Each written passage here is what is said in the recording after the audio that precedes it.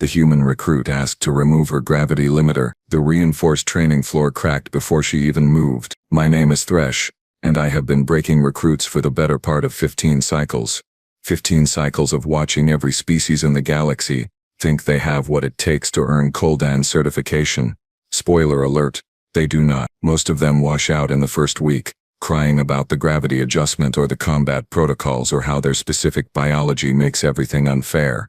Yeah, well, life is unfair. The mercenary business does not care about your feelings or your special dietary need. The complex itself is a beautiful piece of intimidation architecture. All black stone and angular designs, built into the side of a mountain on Koldara Prime, where the gravity sits at a comfortable 1.4 standard. Comfortable for us anyway. For the soft-worlders, well, that is where the fun begins. I nudged Vorak, my fellow instructor, a hulking Theraxian with 4 arms and an attitude problem that made mine look like a friendly suggestion. What have we got today? He consulted his datapad, mandibles clicking in what passed for Theraxian amusement. The usual mix of delusional and desperate. 3 Centauri scouts, already complaining about the temperature. 5 Regillian Corps dropouts, probably running from debt. 2 Manthar honor seekers who will quit when they realize honor does not pay medical bills. He paused, his compound eyes glittering with something approaching joy. And 1 human. I laughed. Actually laughed, which I do not do often because it encourages recruits to think I have a soul. A human? Just 1? Did the rest of her support group get lost? Just the 1. Vorak confirmed. Name is Riley Costas. Arrived on a transport from the outer colonies. Application says she is seeking combat certification for contract work. Contract work, I repeated, rolling my shoulders to work out the kinks from the morning training session. Right, because humans are known for their impressive combat records. I let the sarcasm drip from every word like acid from a reactor leak. Here is the thing about humans. They are adorable. No, seriously. Look at them. They come from some backwater planet called Earth in a nothing sector of space that nobody cared about until they invented faster-than-light travel like 50 cycles ago. 50 cycles. Some species have breakfast traditions older than human space exploration. They are small, squishy, have no natural weapons, no armor plating, no venom, no redundant organs, and they die if you look at them wrong. They need a very specific range of temperature, pressure, and atmospheric composition, or they just stop working. And yet here they come, stumbling into the galaxy with their wide eyes and their weird flat faces, convinced they can hang with species that have been perfecting warfare since before humans figured out agriculture. You remember the last human we had? Vorak asked, and I could hear the grin in his voice. Jensen something, I said, watching the entrance. Made it 3 days before the gravity sickness got him. Spent 2 of those days in medical. The 3rd day he tried to lift a standard practice rifle and threw out his back. Good times, Vorak agreed. The other instructors were gathering now, drawn by the same morbid curiosity that makes people slow down to look at transport crashes. Kes, a Voranthi female with scales that could deflect plasma fire and an undefeated combat record, sauntered over with that predatory grace her species is famous for. I heard we have entertainment arriving. Human recruit, I confirmed. Her laugh was sharp enough to cut. Oh, this should be over quickly. We did not have to wait long. The blast doors at the complex entrance cycled open with a hiss of equalizing pressure, and the new batch filed in. I could spot the human immediately, because of course I could.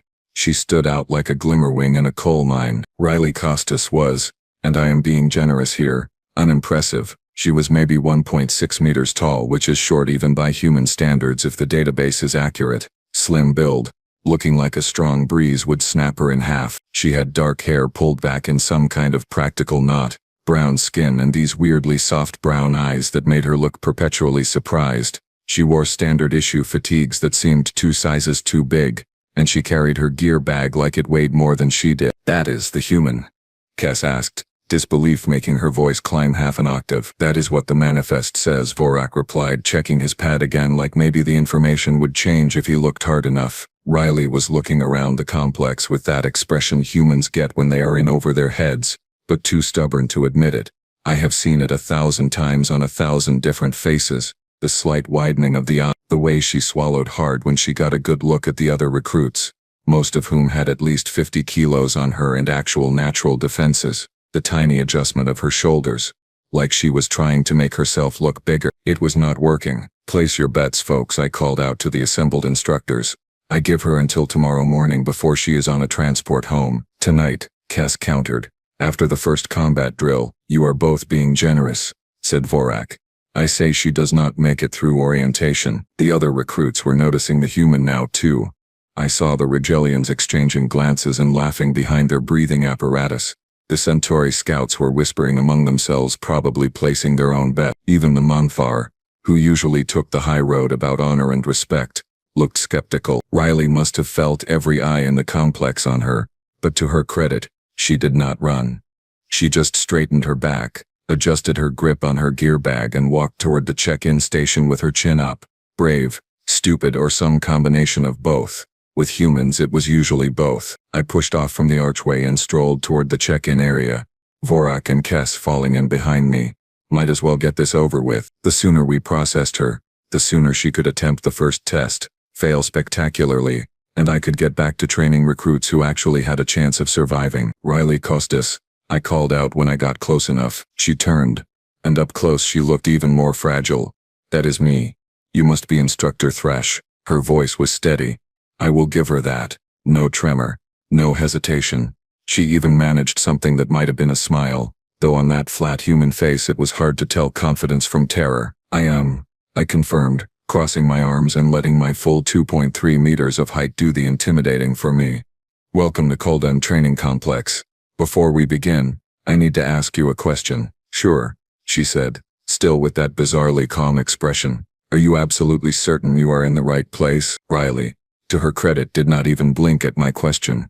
"Yes, instructor. I am exactly where I need to be." Famous last words, right? I have heard variations of that statement from approximately 300 recruits who were not in fact where they needed to be. But fine, if she wanted to learn the hard way, who was I to deny her the educational experience? "Orientation is in 30 minutes, I told her, gesturing toward the facility corridor. "But first we do baseline assessments. Physical conditioning, reflex testing, gravity acclimation, standard procedure. The conditioning facility is through those doors. Report there immediately." She nodded, shouldered her gear bag and headed off without another word. I watched her go, that tiny figure disappearing into the massive corridor, and I swear Vorak actually sighed next to me. "I almost feel bad," he muttered. "Do not," I replied. She signed the waiver. "The conditioning facility is where we separate the pretenders from the contenders. It is a massive room, easily 200 meters across, with equipment designed to test every muscle group of every known species, resistance machines, gravitational plates, impact absorbers, the works. More importantly, it is where recruits get their first real taste of Koldoran gravity at full intensity.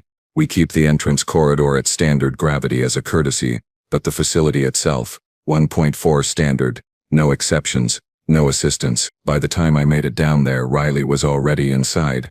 So were about half the other recruits. And oh, it was exactly as entertaining as I expected. One of the Rigelians was face down on the mat, breathing apparatus working overtime, looking like someone had dropped a building on him. The Centauri scouts were clustered near the entrance, clearly reconsidering their life choices. A Manthar was attempting to use the leg press machine and managing about a quarter of the range of motion he probably had back on his homeworld. And there, in the middle of this beautiful disaster, was Riley Costa standing upright and looking around with that same mildly curious expression she had been wearing since she arrived. "Wait, what?" I stopped mid-stride and actually stared. Vorak nearly walked into me. "Is the human not affected by the gravity?" he asked, and I could hear the confusion in his voice because it matched what I was feeling. "She should be," I said slowly. Humans were from a light gravity world. I had checked the database after Jensen, whatever his name, was washed out. Earth was 0.97 standard gravity. These people should be struggling just to stand up straight in here, let alone walking around like they were at a casual social gathering. Riley had moved to one of the resistance machines, a pull-down bar system that we usually used for upper body assessment. She was examining it with the kind of focus that suggested she was actually planning to use it. Several other recruits had noticed her now and were watching with the same morbid fascination that I was feeling. That is when I noticed it. The band on her left shoulder. It was maybe 10 centimeters wide, made of some kind of dark metal with a faint blue glow around its edges. It looked almost decorative, like jewelry or some kind of cultural thing, but it was clearly technological. There were tiny radouts on its surface, Numbers or symbols I could not quite make out from this distance. I walked over, Vorak trailing behind me like he always did when something interesting was happening. "Costas," I called out. She turned, hands still on the pull-down bar. "Yes, instructor? What is that on your shoulder?" She glanced down at the band like she had forgotten it was there. "Oh, this? It is my gravity band. Standard issue for humans working off-world." "Your gravity band," I repeated, because sometimes saying things out loud helps your brain process information it does not want to accept. "And what exactly does a gravity band do?" "It helps with adjustment," she said in the same tone someone might use to explain that water is wet. "You know, for different planetary gravities, Earth standard is a bit different from most civilized worlds, so we wear these to make things easier." Vorak leaned in, mandibles clicking with interest. "A device to help you adjust to heavier gravity? That is actually quite clever. Terran engineering at its finest, I suppose." Riley smiled, and there was something in that smile that should have warned me, but I was too busy being smug. "Something like that, yes." See, this made perfect sense to me. Humans were from a light gravity world, so obviously they needed technological assistance to function in normal gravity. The band was probably projecting some kind of field that made the gravity feel less oppressive to her weak, fragile human body. It was honestly kind of sad. Most species adapted naturally to gravitational variance within a few days, but humans needed to strap on a machine just to walk around. "Well," I said, unable to keep the condescension out of my voice, "at least you came prepared. Smart thinking, bringing assistive technology." "We try to plan ahead," Riley agreed, and was that amusement in her voice? No, probably just nervousness. Kess had wandered over now, attracted by the gathering crowd. "Does it actually work?" she asked, eyeing the band with professional skepticism. "Or is it psychological? I have heard some species respond well to placebos." "It works," Riley assured her. "Very well, actually. Adorable," Kess said, though her tone suggested she meant the opposite. "Humans and their gadgets. What happens if it breaks?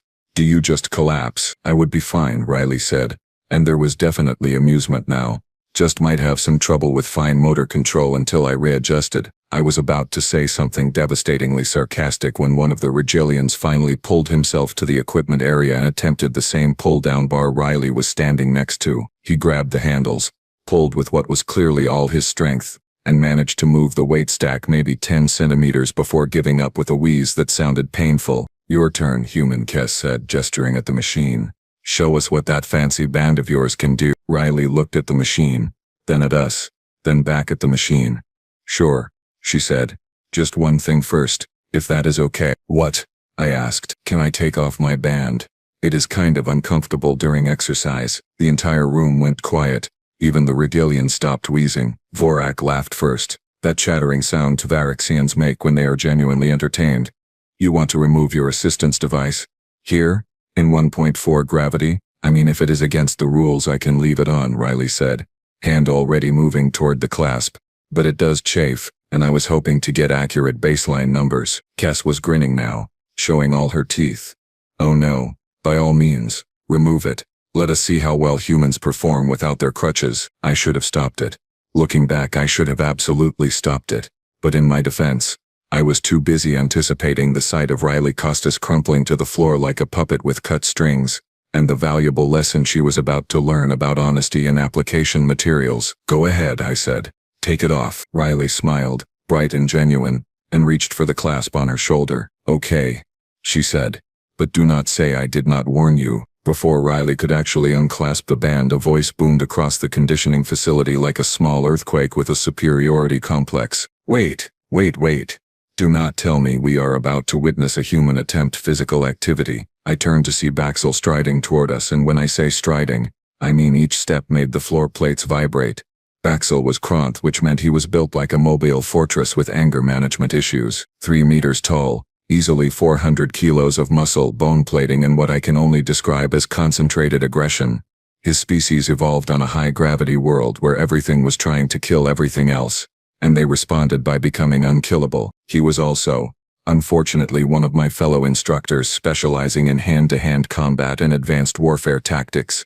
Great at his job, terrible at literally everything else, including basic social interaction. "Baxel," I said, keeping my tone neutral because the last time I snarked at him, he put me through a wall, playfully. "We are conducting baseline assessments. On the human? He looked down at Riley the way someone might look at a particularly unimpressive insect. This should be brief. The other recruits were gathering now, forming a loose circle around the resistance machine. Nothing attracts a crowd quite like impending humiliation. I could see it in their faces. That mixture of relief and anticipation. Relief that they were not the ones about to embarrass themselves. Anticipation because watching someone else fail made their own struggles feel less pathetic. Riley, to her credit, did not look intimidated. She looked up at Baxel, craning her neck to take in all 3 meters of him, and just nodded politely. "Hello, you must be one of the combat instructors." "I am Instructor Baxel," he rumbled, crossing his massive arms across his chest. "And you are the human who thinks she can earn Coldan's certification." "Riley Costas," she said, extending her hand in that weird human greeting gesture. "Nice to meet you." Baxel stared at her hand like she had just offered him a live grenade. Nobody moved to shake it. After an awkward moment, Riley lowered it, completely unbothered. "Tell me, Riley Costas," Baxel said, leaning down to bring his face closer to her level, which just made the size difference more ridiculous. "Have you ever completed a pull-down exercise before?" "A few times," Riley admitted. "Back on Earth anyway." "On Earth," Baxel repeated, then laughed. It sounded like rocks grinding together. "Where the gravity is, what? 0.97 standard. Practically zero Jang." He straightened back up, looking around at the assembled crowd. "I have a proposal, a simple demonstration. You small human, versus this machine. If you can complete 10 repetitions at standard resistance weight, I will personally apologize for doubting you." Brock clicked his mandibles nervously. "Baxel, the human has not even been cleared for full assessment yet." "It is fine," Riley interjected, and I swear there was eagerness in her voice. "I am happy to demonstrate." Oh, this was going to be spectacular.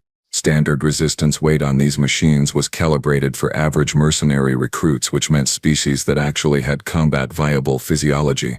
We were talking about moving 150 kilos through a full range of motion. The Regillian had barely budged it.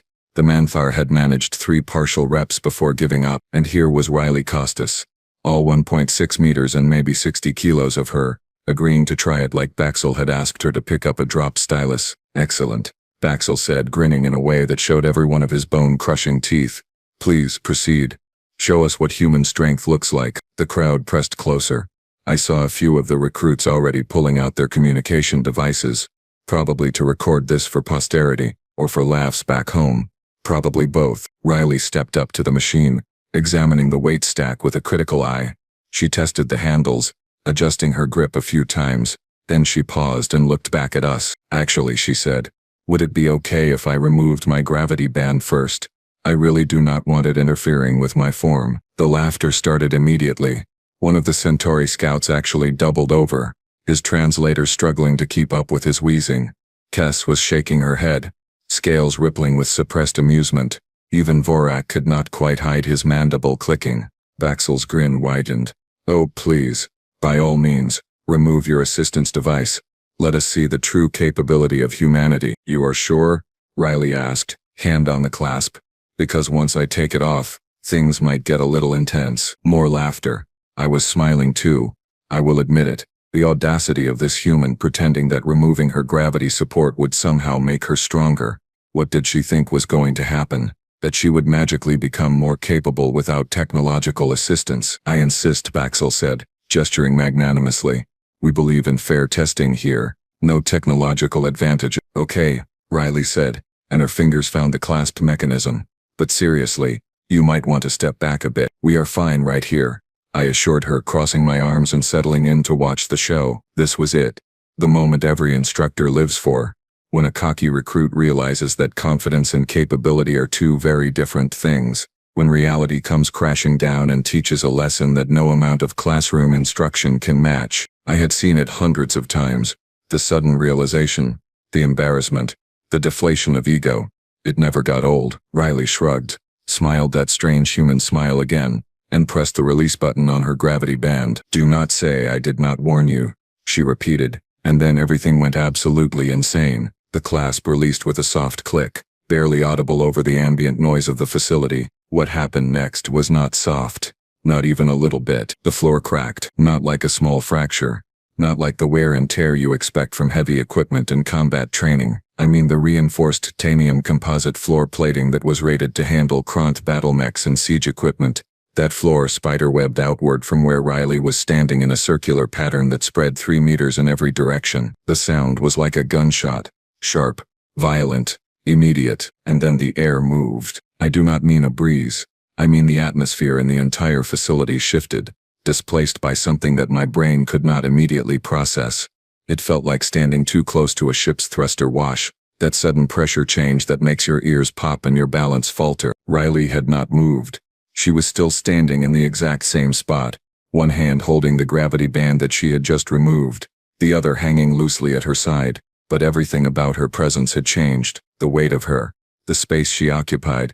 It was like reality had suddenly decided to render her in higher definition, and the resolution was absolutely terrifying. I stumbled backward. Not intentionally, my body just decided that being closer to Riley Costas was a bad survival strategy and acted accordingly.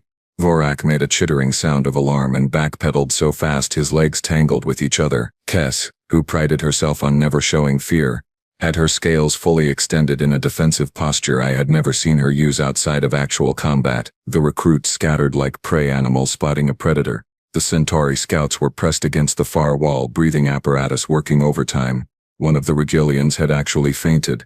The Manthar were backing toward the exit. Honor be damned, apparently. Baxel, massive, immovable, 300-kilo Baxel had gone completely still in that way large predators do when they encounter something they cannot immediately categorize as food or threat. His bone plating had shifted, covering his vital areas, an instinctive response his species had evolved over millions of years. The floor beneath Riley groaned, the metal bending slightly under pressure it was never designed to handle. "Oops," Riley said, looking down at the damage with what appeared to be genuine concern.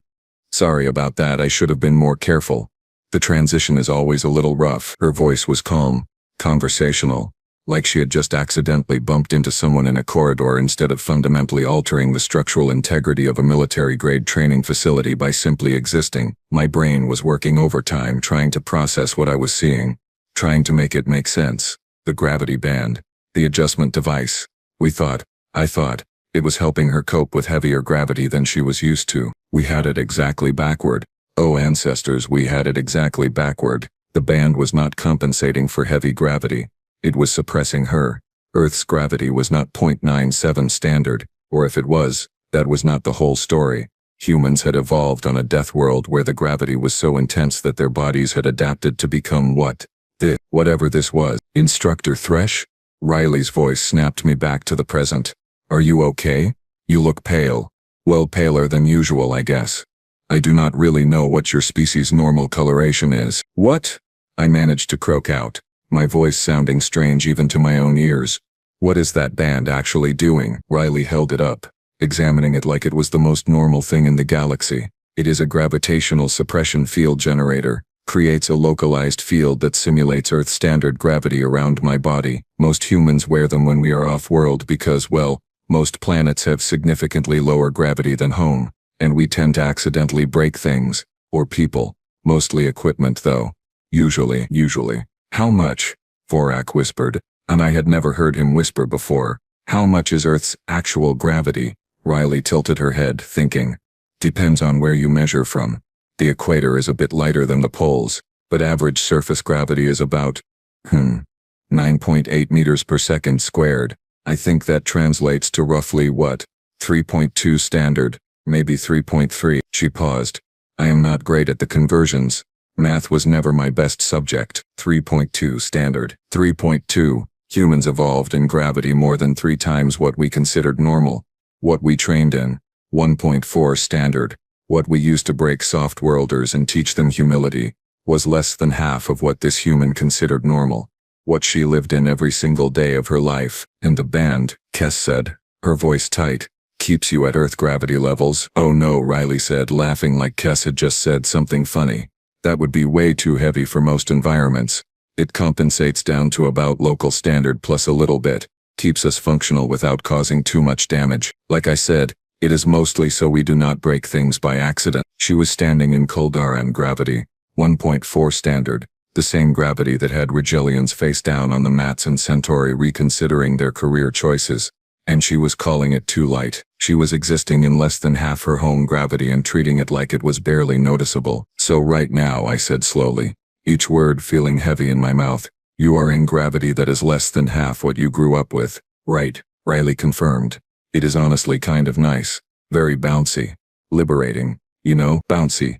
She called 3 times fatal gravity bouncy. The floor cracked again. Just slightly. As Riley shifted her weight, maybe, Baxel rumbled, and his voice had lost all of its earlier confidence. Maybe you should put that back on. Oh, Riley said, looking around at the assembled instructors and recruits, all of whom were maintaining what I now recognized as a completely sensible distance from her. Yeah, probably a good idea. I forget how fragile infrastructure can be on lighter worlds. Give me just a second. She raised the band toward her shoulder, moving slowly and carefully like someone trying not to spook a dangerous animal. Except we were the ones who needed to not be spooked. We were the dangerous animals in this scenario. Or at least we thought we were right up until about 30 seconds ago. Wait, Baxel said, and his voice had taken on a quality I had never heard from him before. Uncertainty. Before you put that back on. The demonstration. You agreed to 10 repetitions. Every single being in that room turned to stare at him with expressions that ranged from disbelief to outright concern for his mental health. Baxel, Vorak hissed, perhaps now is not the time. She agreed. Baxel insisted. But he sounded less like he was issuing a challenge and more like he was trying to convince himself that he still had some control over this situation. He did not. None of us did. 10 repetitions at standard resistance weight. That was the term. Riley looked at the pull-down machine, then at Baxel, then back at the machine. I mean, sure, if you still want me to, but I should warn you, without the band, I might not have the fine motor control calibrated correctly. I have been wearing it since I left Earth, so my proprioception is a little off without it. Just do the exercise, Baxel said, and it sounded more like a plea than a command. Okay, Riley said, setting the gravity band down carefully on a nearby equipment bench.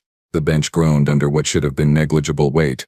But seriously, everyone might want to back up a bit more. We did, immediately. Even Baxel retreated a few steps, though he tried to make it look casual. Riley approached the pull-down machine, each footstep leaving small stress fractures in the floor plating. She was moving carefully now, deliberately, like someone navigating a room full of fragile objects, which, I realized with creeping horror, was exactly what she was doing. We were the fragile objects. She sat down on the machine's bench. The frame groaned. The hydraulics hissed as they automatically adjusted to compensate for weight distribution, and then hissed again, louder, like they were confused about what they were being asked to compensate for. Standard resistance is 150, correct? Riley asked, looking at the weight stack. Yes, I managed to say. Cool, she said, reaching up for the handles. Here we go. She pulled the weight stack, all 150 kilos of it, designed to challenge species that could bench press small vehicles, moved like it was filled with air. Just whoosh, straight down, full range of motion, smooth as silk. Riley did not even seem to notice the resistance. 1, she counted. Up, down. 2, up, down. 3, she was not straining. Not even a little bit. No tension in her shoulders, no gritting of teeth, no shaking muscles. She looked like someone doing a warm-up exercise. Bored. Almost. 4, 5, 6. The machine was rattling now. The entire frame shaking because it was being used in ways it was never designed to handle. The pulleys were screaming. Literally screaming. Metal on metal. Friction and stress and mechanical components begging for mercy. 7, 8. One of the Centauri scouts made a sound like a wounded animal. I did not blame him. 9. Riley paused at the top of the movement weight stack, fully elevated, and looked over at Baxel. Did you want me to do these slowly, or is this pace fine? Baxel said nothing. I am not sure he could.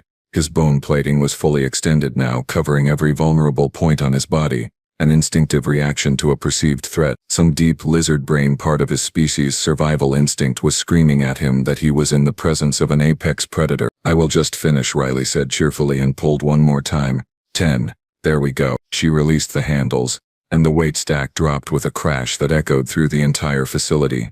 The machine's frame had bent slightly during the exercise. Actual structural deformation. This equipment was rated for Kronth combat specialists, and a human who described herself as average had just warped it by doing a basic pull-down exercise. Riley stood up, brushing off her hands. Was that okay? I feel like maybe I should have gone slower. The equipment here is a lot more delicate than what we have back on Earth. Delicate. She called military-grade training equipment designed to withstand artillery strikes delicate. How? Kess finally asked, her voice barely above a whisper. How is that even possible? You are so small, dense bone structure, Riley said, like she was reciting from a textbook. Increased muscle fiber efficiency, compact mass distribution. When you evolve in 3+ standard gravity, you either adapt or you die. We adapted. She smiled, but it did not reach her eye. Well, the ones who survived adapted. Earth has a pretty intense evolutionary pressure situation. A death world, Vorak said. And it was not a question. We prefer to call it home, Riley replied. But yeah, I guess by galactic standards Earth is classified as a high-gravity, high-danger environment. Extreme weather patterns, tectonic instability, aggressive megafauna, the works. It is not that bad once you get used to it. Not that bad. Earth was a nightmare planet that crushed anything soft under 3 times normal gravity, while hurricanes and earthquakes and predators tried to kill whatever the gravity did not. And humans called it not that bad. The bans, I said, my brain finally catching up to the implications. All humans wear them off-world. Standard protocol, Riley confirmed. Required by most planetary governments, actually. After the incident on Nexus Prime where a human got startled and accidentally put their hand through a reinforced security door, the Galactic Council strongly suggested we implement mandatory gravity suppression for all human travelers. She looked embarrassed. It was a whole thing. Very awkward. Lot of apologies. Some reparations. Through a security door, Kess repeated flatly. It was reflex, Riley said defensively. Someone jumped out trying to scare them as a prank. Fight or flight response kicked in. Could have happened to anyone. No, it could not have happened to anyone. Because anyone else would not have the raw physical capability to punch through reinforced security doors by accident. Daxel had moved to the resistance machine, examining the bent frame with something like reverence. Or horror. Possibly both. You did this barely trying, he said. I did not want to break it completely, Riley said. Replacement equipment is expensive and I am trying to make a good first impression. First impression. Right. Because accidentally destroying the structural integrity of the facility and demonstrating that you could casually overpower literally everyone in the room was a great foundation for future relationships. Riley, I said, and I was proud of how steady my voice was. When you applied for Koldan certification, did you mention any of this in your application materials? She looked confused. Mention what? That you are from a high-gravity world, that you are physically capable of this. I gestured at the cracked floor, the bent machine, the general aura of devastation her mere presence had created. Oh, she said, understanding dawning. I mean, it was all in my species classification information. Homo sapiens, Earth origin, standard physiological details. I assumed you would look that up during the application review. I had looked it up. I distinctly remembered looking it up. 0.97 standard gravity. It said 0.97, right there in the database. Vorak, I said quietly. Pull up the Earth entry in the species database. He consulted his datapad, mandibles clicking nervously. Earth, Sol system. Gravity listed as 0.97 standard. Atmosphere oxygen-nitrogen mix. Temperature range suitable for carbon-based life. Native species Homo sapiens. Classification pending. Classification pending. I repeated. What does that mean? Riley shifted uncomfortably. So humans only achieved FTL about 50 cycles ago, right? We are still pretty new to the galactic community. The full species classification process takes time because they need to send survey teams and do environmental assessments and catalog everything. But Earth is kind of, well, difficult to survey. Why? Vorak asked. Because everything tries to kill the survey teams, Riley said simply. The gravity makes most species too sick to function. The weather patterns are extreme enough to ground ships. The native wildlife is aggressively territorial. Last I heard, they have gone through 6 attempted survey missions and they are all still Felice as incomplete. 6 survey missions. 6 teams of trained xenobiologists and environmental specialists. And Earth had defeated all of them. So the database entry is preliminary. I said, understanding washing over me like cold water. Based on initial scans. Probably? Riley shrugged. I honestly do not pay much attention to the bureaucratic stuff. I just wanted to get certified so I could start taking contracts. Kess was staring at Riley with an expression I had never seen on her face before. You said you are average. Average for humans. Yeah, Riley confirmed. Maybe a bit below average actually. I am kind of short and I never really focused on strength training back home. Most humans could probably do better on that pull-down exercise. Better. Most humans could do better. Which meant that Riley, who had just destroyed our equipment and our assumptions with equal efficiency, was on the lower end of human physical capability.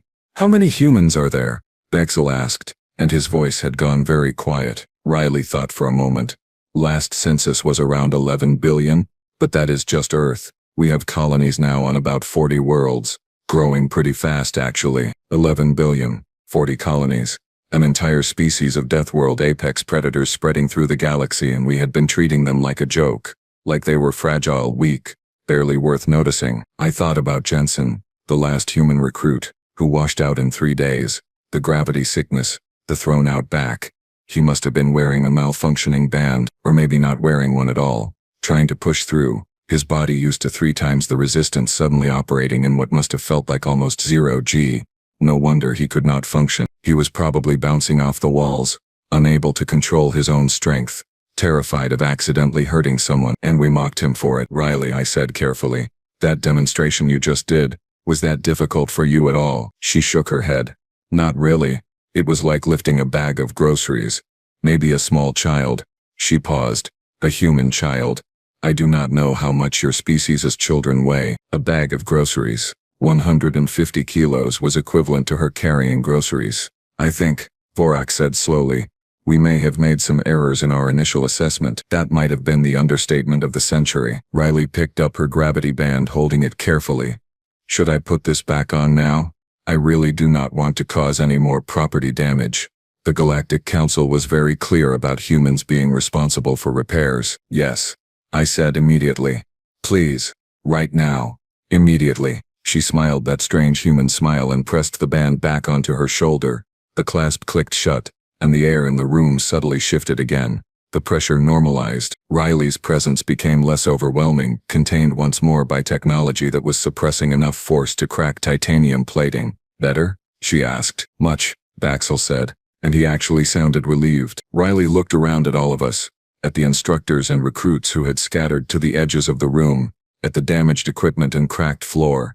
"So," she said brightly, "what is next in the orientation process?" I looked at Vorak. Vorak looked at Kess. Kess looked at Baxel.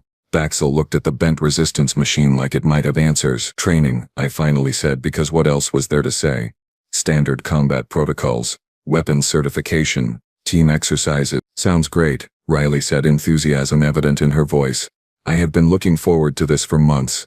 "Oh, one question though." "Yes?"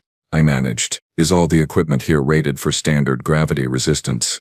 Because I can requisition human-grade equipment from Earth if needed. It is a bit more robust." Robust. Human-grade equipment was robust, which meant it was built to withstand 3.2 standard gravity and whatever terrifying forces humans casually threw around back on their nightmare homeworld. "We will look into it," I said weakly. Riley beamed. "Perfect. This is going to be so much fun." "Fun." Right. I had been breaking recruits for 15 cycles. I had seen every species in the galaxy attempt Cold-On certification. I thought I understood the limits of biological capability, the ceiling of what was physically possible for carbon-based life forms. I understood nothing. Humanity had been underestimated. Catastrophically, completely, fundamentally underestimated. We had looked at them, seen their soft skin and their fragile-looking frames, evaluated them against the galactic standard that we thought was universal, and we assumed they were weak. We were not just wrong. We were not even in the right conceptual neighborhood of correct. And Riley Costas, average human, standing there with her suppression field firmly in place and her bright smile firmly attached, had just rewritten every assumption I had about what was possible. "Instructor Thresh?" she asked. "Are you okay? You still look pale." "I am fine." I lied. I was not fine. None of us were fine. Everything had changed in the span of 10 repetitions, and the galaxy was suddenly a much more interesting and terrifying place than it had been 30 minutes ago. Humans. Unbelievable. Terrifying. And apparently here to stay. Ancestors help us all.